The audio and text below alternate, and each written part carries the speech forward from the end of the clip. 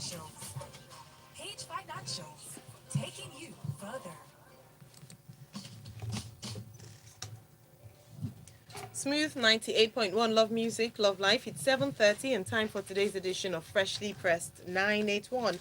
Part of Smooth Breakfast Show with Valentine Ohu. And I am Iro Essay. Good morning. Good morning. All right, today our analysts joining us to discuss the stories are Mr. C. Morning, Mr. C. How are you today? I'm very good. Good morning. Good morning, Valentine. Good morning. Cheta. Good morning, Lagos. Excellent. Welcome. Thank you very much, Mr. C. We have Cheta also in the studio. Morning, Cheta. How are you today? Very well. He's waving. It's waving. All right. Thank you so much, Cheta. Mr. C, let's start. But before we go on, let's tell you how you can be a part of the show today. You can send messages through WhatsApp 0809 444 0981. You can also watch live on YouTube and share comments through that platform. With that platform, we're live on. Can they tweet at you? No, they can't. They can't. In Well, they can if they choose to, but we can't read it because Yeah. we are not on Twitter. We can allow them. Yeah. All right, let's start the story. Thank you so much, Etta, for that light note. From the Punch newspaper on Hush Puppy update. Police Commission suspends Abba Kyari over FBI indictments. Just recall that, first of all, the Hush Puppy was arrested. Abbas. Abu Abbas was arrested and taken to the United States on several counts of money laundering, fraud allegations, and different things like that. Now, as part of his plea deal, he named some people as being complicit in the crime he committed. Among 6 suspects, Abba Kyari, who is a deputy commissioner of police, was named. So far, he's been suspended, and it says the suspension took effect on Saturday, July 31st, 2021. Please take us through the story, share your thoughts, and as to the events that led up to this occasion. Okay. Thank you, Valentine. So, on Thursday last week, news broke that the popular Nigerian fraudster, Ramon Abbas, otherwise known as Hush Puppy, had pled guilty to charges instituted against him by the U.S. government. Now, in an affidavit he filed in the U.S. court system, he named certain co-conspirators, including one deputy commissioner of police called Abba Kyari, who incidentally is the head of the Inspector General of Police's intelligence response team and was former head of the Special Anti-Robbery Squad. Now, since that story broke, expectedly, DCP Abba Kyari has denied the allegations and has protested his innocence. Now, the quick background to this story is the U.S. government alleges that Abbas, Ramon, Hush Puppy, and Abba Kyari conspired to keep an individual called Victor Chibuzo Kelly in detention for a month. And the object of this detention was to prevent him from alerting a Qatari national who was the victim of an ongoing fraud being perpetrated against him by Hush Puppy from coming to true knowledge of the facts. Now, the US government has also presented evidence showing conversations, transcripts of conversations allegedly between DCP Kyari and Hush Puppy. Along with photographs DCP Kyari sent Hush Puppy in his offices and everything. And DCP Kyari's initial response was that he acted as a middleman for the transfer of native traditional wares, which Hush Puppy incidentally hardly ever wears. But that's beside the point. Now, the bigger question for me is, the story broke on Thursday. It took the Police Service Commission 48 hours to suspend him, when that should have been the first thing to do. Now, suspending him is not a pronouncement of his guilt, but you need to step away, let us investigate this, because the reputation of the Nigerian police force is bigger than the reputation of any of its individual members. Yeah. Now, it's been done finally. The bigger question now is this: where do we proceed from here? And some Nigerians are cynical about the entire process because they do not expect anything to come out of this. Now, there have been reports over the weekend that he's set up a legal team, and we expect today or tomorrow he's going to file a suit. So, Abba Kyari. Yes. And the object of the suit is to get an injunction preventing his extradition to the US, claiming that his fundamental human rights are being breached. Do you suppose the Police Service Commission could have responded this swiftly if it didn't involve the US? If it was a case that was being tried internally, like at home? If it was a case that was involving Togo, There would be no response. They may not have moved this quickly because the PSC chairman is actually on leave, so one of the commissioners had to step in to announce the suspension. Now, beyond all of the theatrics and the comedy going on right now, this is an opportunity I wish the Nigeria Police Force would grab, but knowing the antecedents, Opportunity to do what? thank you very much. It's an opportunity to correct a lot of things that have gone wrong. One is actions we taken, allegedly. one is the conduct of police officers and their relationships with members of the public. The police officer, the traditional police officer, like the traditional judge, is not supposed to have a lot of social friends. You're supposed to have a limited circle so that your perceived conduct or position is never called into question. But it's not the case today. You have politicians, you have policemen, you have judges at every social event, and you're like, what's going on here? Now, beyond that, police officers, we need to reinstate professionalism in the Nigeria Police Force. Offices of the Nigeria Police Force are not venues for collecting private transactions, goods or services or private transactions. So I wish something good would come out of this, but my gut instinct, my experience with the contraption called Nigeria today is that nothing is going to come out of this. It's just all smoke, all noise. We hope it's the contrary that happens, at least to dispel the mistrust that has been better ingrained. man than me. They say it takes 20 years to build a reputation and 5 minutes to lose it. No, 5 minutes is too long. One incident. Yes, just one. And we're not saying we have one. But let's see. What will just happen is that Mr. Kyari will not leave Nigeria again. Interesting. Cheta.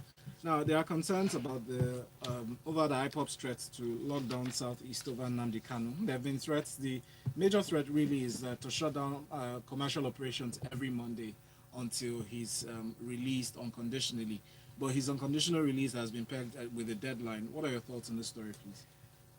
Silly strategy, very stupid. Let's get one thing straight. It will take something beyond a miracle for the Buhari government to release Nnamdi Kanu. Even the judiciary will be. Well, we're not talking about the technicalities or legality of him being kidnapped in, whether it's Kenya, Ethiopia, or Czech Republic, whichever one you want to believe, and brought back to Nigeria. It's the fact that the Nigerian state has him now.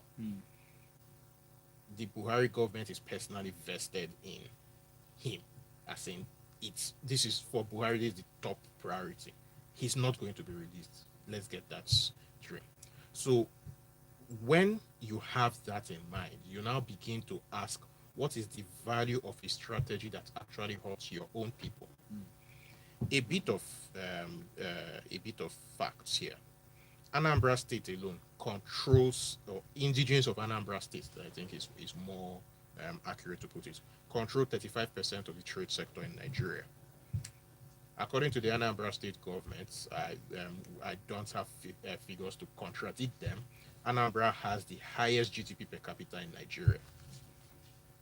Trade is 38% of the state's economy. So this is buying and selling. This is Anambra State alone. I want to ruin all of that by making an irrelevant political point.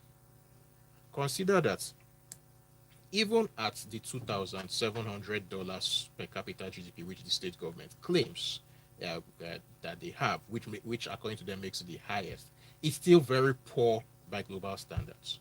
Consider that in the larger Nigerian scheme of things, the trade sector of the economy has been in recession for about 3 years now. Trade is the second largest employer of labor in Nigeria after agriculture. So all of these things will hurt your people. It's not going to hurt Buhari. You go about telling everybody who wants to listen or who cares to listen that Buhari hates Igbo people. and then you are doing something that will play into the hand of somebody you allege hates Igbo people, because it will end up making Igbo people poorer. And this goes to the lack of strategic thinking in everything that IPOB has done since Nnamdi Kanu first came to Nigeria to get arrested, because that was a very brilliant strategy. Coming to Nigeria to get arrested, that was the strategy then. They knew that the Buhari government would go after him. The idea was to make him a sort of Mandela figure. But since then, all this no referendum, no election, all of that has been very, very poor strategic thinking. The fact that your leader was caught in a foreign country, there are two stories. One of them is that he went to collect a donation. Again, that's very poor strategic thinking. Then this, you want to hurt your people. You're not going to hurt the Fulani that you're always shouting about. You're not going to hurt the Yoruba. You're not going to hurt the Niger Delta. It's your people. Very poor strategy. But is it only the people? I mean, based on the fact that based on your first line, your opening statement, alluded to the fact that they have the highest GDP in the country in terms of. You shut down the Southeast every Monday. That's essentially once 20% of the working week. Who gets hurt? That's literally cutting off your nose to spite your face. Yeah. So I think this one, cutting off the nose is actually quite calm. I think this one is cutting off your right hand. For those of you who are right-handed. Okay, let's read some comments, right? On WhatsApp, Yomi says the revelation about the super cop, he said, is just a sad reflection of the Nigerian police force. I have heard a lot of times that internet scammers use police to arrest their fellow scammers when deals go bad. And Taya sent in another message here. Taya says, another kudos to the foreign assistance forcing local authorities to do the needful. Now that he's suspended, I hope he has enough travel and legal money to go and defend his rights and innocence. Yeah. It's not going anywhere. Prince says, for Abba Kyari to go to court to stop his extradition, I think he has learnt the tricks from late Senator Kashamu. Go to court and get an order to stop his extradition. Then enter the Senate. Samuel from Lekki says, good morning, guys. It appears this hush puppy isn't hushing at all. Is the story true that Kyari said he would expose others if extradited? If that is the case, isn't that a guilty plea? Well, there are no confirmations to that. We haven't seen the detail yet, but we will once it comes to our table. Let's move on now to talk about health and the concerns around it. The Lagos State Commissioner for Health, Professor Akin Abayomi, says the state recorded 6 COVID-related deaths within 2 days. He gave the number of mortality rising up to 384, with 519 new COVID infections confirmed within this short time. Mr. C, what are your thoughts, please, on this story? Okay, so Lagos is in the midst of a very serious COVID-19 pandemic. This latest strain, which is responsible for the third wave of COVID-19, especially in Lagos State, is back. Now, on the 30th and 31st of July, that is Friday and Saturday, there were 4,437 tests conducted over 2 days. 519 infections were confirmed, new infections. That's an 11.69% figure. And that is over 2 days. Now, within the same period, 6 people died. Lagosians and Nigerians by extension, COVID-19 is real. It exists. So this belief that it is not my portion, it's not going to come near me, take the necessary non-pharmaceutical interventions, follow the parameters given by the government. Let us get ahead of the curve of this new third wave. Mr. C, I feel like the conversation is gradually moving away from believing that it's real in the first place to questioning how should I say, how violent, for lack of a better term, this third strain is, because most people are asking two questions in one. One, if you take the vaccine, why is it that it doesn't protect us from this other one? And the second question is, are you sure that this second or the third strain is more virulent than they say it is, really is? So I mean, people want to see to believe. Okay, to answer your question, let's remember that when the vaccine was undergoing clinical trials, research, and deployment, we didn't have the third wave. Yeah. Now, the idea behind behind the vaccine, I've spoken to a lot of medical professionals, and what they tell me It's not supposed to prevent you from recontacting it, Mm. but it's just supposed to ensure that you have a milder response to it, that it doesn't decimate your Yeah, immune system. yeah. Now, because there have been numerous instances of people who've taken both shots and still contracted it. Now, this I don't know why this strain is extremely virulent and seems to resist the normal interventions that we use. But a question that comes to my mind, right, is we see all the controls that have been put in place for people leaving the country by air and possibly by land and then coming in. So how did this strain get in? That is the question. Did you say proper, what did you call it? Proper precautions? So no, their controls have been put in place at the airports. How effective? That's another conversation, because we've heard of disappearing passengers. You are asked to self-isolate when you come into the country. How many people do adhere to this? What are the checks to ensure that people are following? So it's not enough to have protocol. Okay, so to respond to that, remember that a few months back, the passports of 96 or 100 Nigerians were blacklisted, meaning they can't leave, because these were examples of Nigerians who came in who were supposed to self-isolate and literally disappeared into thin air. There's only so much the government can do. It's personnel understaffed, undermotivated, underfunded, and they don't have the resources to go after every passenger who returns into Nigeria and is supposed to self-isolate. But Mr. C, when you come through the port, you find people saying, Elgasa, anything for the boys, and people collecting, change and all that at the airports. We see them. So, I mean, sometimes it sounds nice to say these things, but the reality is, those who are saddled with the responsibility of checking these things or checking these people coming in and out. Yes. Don't focus on the job. Just few of them focus on the gonna job. say Some that- others are Forget distracted to with their Valentine. personal Please, benefits. forget We to- need to go on a For break. COVID, the check. No, They Valentine. do. We need to go on a break. You Do can't even- board a plane without the certificate. Your Yes, test but Mr. C and Cheta, I do understand in terms of protocol and what we have in place, but I disagree with regards to them being underfunded. We have had huge amounts of money from the private sector through COVID. Recently, the president signed in extra budget for COVID. So it's not the money that's not available. It's either the deployment or the fact that people are not just efficient. the fact that money is signed or voted doesn't mean it's been But COVID, allocated. okay, how about the private sector? We saw all of that during in the aftermath of NSAS. Those things were they not allocated? They were. All right, let's So go to on a speak. break. When we come back, we continue the stories. 98.1. But really, when you think about it, yes, there's allocation, there's this, there's that. Okay, look at the UK. Nigeria has done It's very like, well. It's like you don't.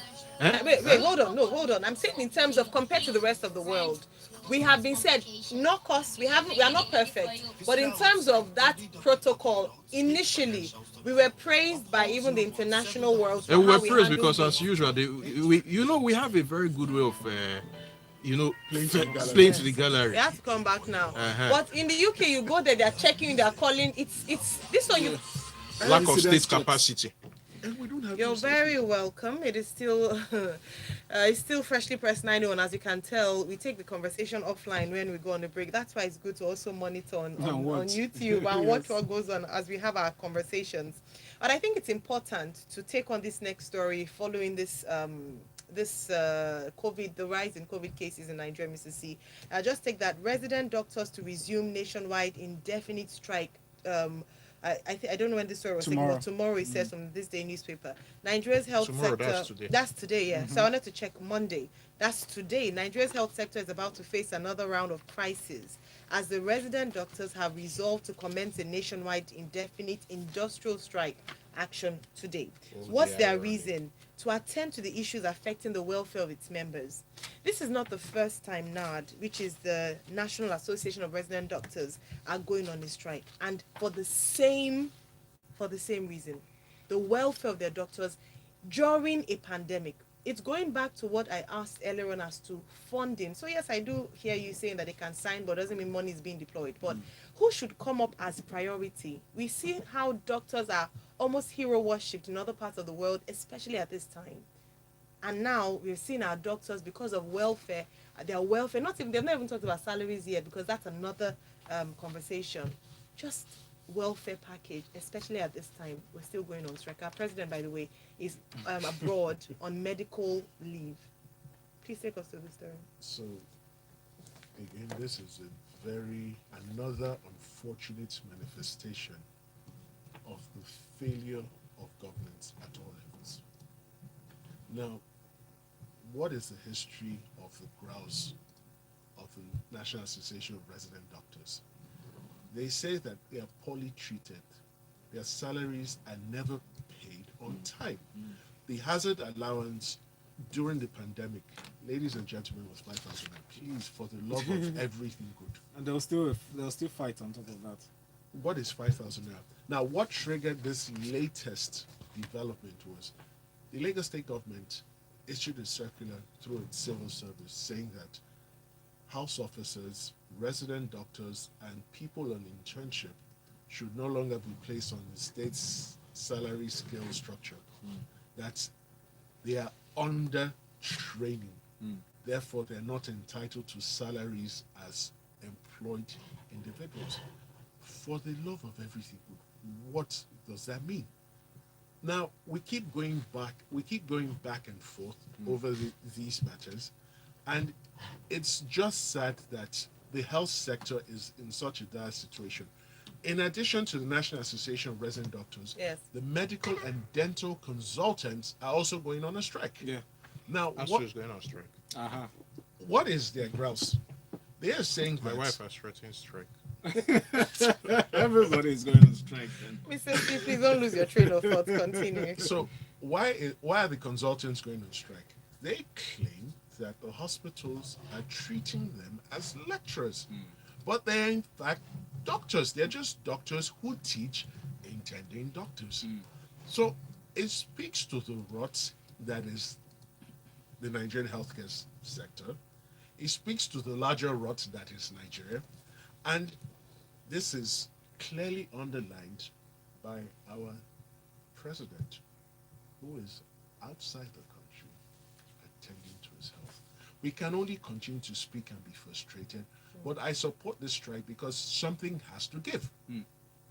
And the moment, like I just said, we need to decide what our priorities in life are. To be honest, because it's a critical time. Yeah. If health and What education is more are important not for our us? priorities, What else are we living for? Like, what what's the exactly are we doing? And Politics.